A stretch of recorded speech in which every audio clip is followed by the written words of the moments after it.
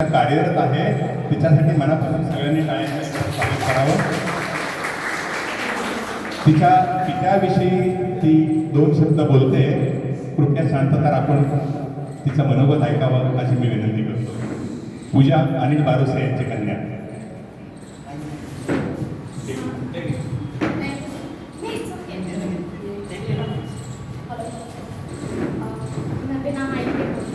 बोलो बोलो माइक के साथ बोलो. सभी को नमस्ते और बहुत बहुत थैंक यू कि हमको ये मौका दे रहे हैं कि हम बोल पाए कि हम you know to express what I am feeling right now.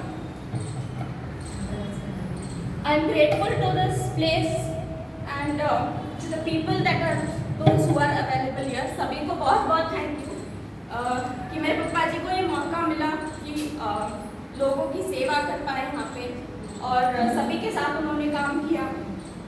He is a very disciplined man and I mean we can get a lot of things to learn from him. Thank you to Bhende sir, Balivant sir and Omkar sir. Thank you to all the staff. Thank you to the nurse staff as well. बहुत बहुत thank you कि आपने मेरे father को as a colleague accept किया and बस आप thank you. Nothing else.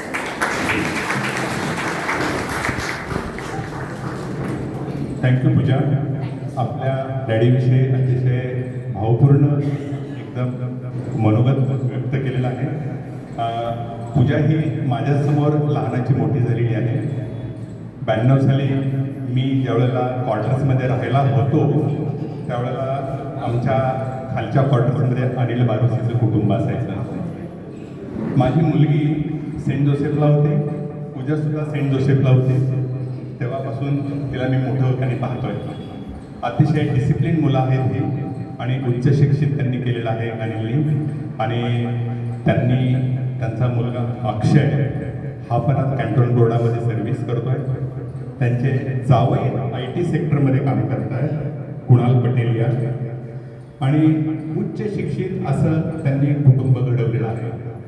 ज्या समाजातून वर येऊन इतकी मोठी शिखर पादाक्रांत करणं हे स्वप्न नसून त्यांनी ते प्रत्यक्षात उतरवलेलं आहे. तर त्यांचा आदर्श हा सगळ्यांनी घेण्यासारखा आहे. इतकं सुंदर त्यांनी फॅमिली घडवलेली आहे की याच्यानंतर मी त्यांना विचारलं की तुम्ही सेटल कुठे होणार आहात.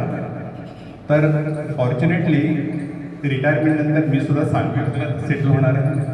अनिल सुद्धा सांगवी भागामध्ये सेटल होणार आहे.